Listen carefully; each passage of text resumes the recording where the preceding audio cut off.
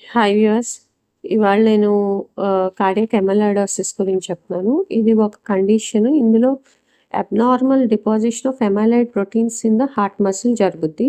దీనివల్ల heart tissue thicken అయిపోయి స్టిఫ్‌గా అయిపోద్దనమాట.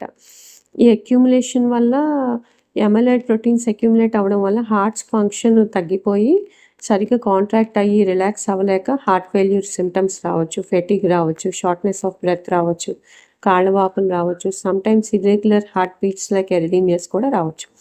చాలా టైప్స్ ఆఫ్ కార్డియాక్ అమైలాయిడోసిస్ ఉన్నాయి. అందులో 2 టైప్స్ చెప్తున్నాను. One is light chain amyloidosis, దాన్ని ఏఎల్ అంటారు. ఇందులో అబ్నార్మల్ లైట్ చైన్స్ డిపాజిట్ అవుతాయి as amyloid fibrils. Next is transthyretin amyloidosis, ATTR అమైలాయిడోసిస్.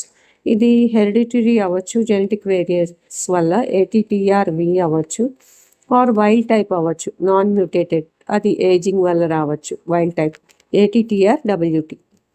So genetic variants వల్ల వచ్చేది ఏటీటీఆర్-వి అండ్ ఏజింగ్ వల్ల వైల్డ్ టైప్ అయితే ఏటీటీఆర్-డబ్ల్యూటీ. ఈ ట్రాన్స్‌థైరిటిన్ అనేది నార్మల్గా థైరాక్సిన్ని, రెటినాల్ని ట్రాన్స్పోర్ట్ చేసే ప్రోటీను. కానీ ఒకవేళ డీస్టెబిలైజ్ అయినప్పుడు ఇలాగ అమైలాయిడ్ డిపాజిట్స్ కింద హార్ట్లో డిపాజిట్ అవుతుంది.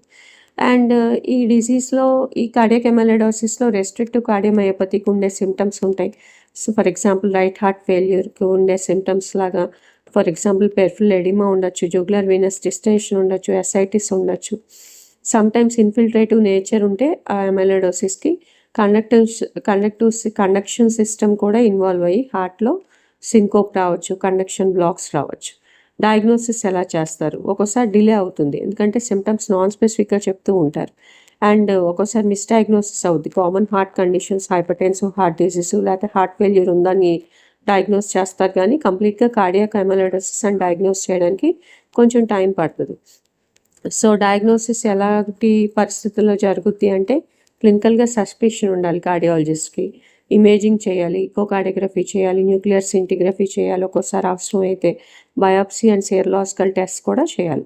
And treatment options, newer therapies like chemotherapy for AL type of amyloidosis, లేకపోతే TTR stabilisers and TTR gene silencers for ATTR అమైలాయిడోసిస్.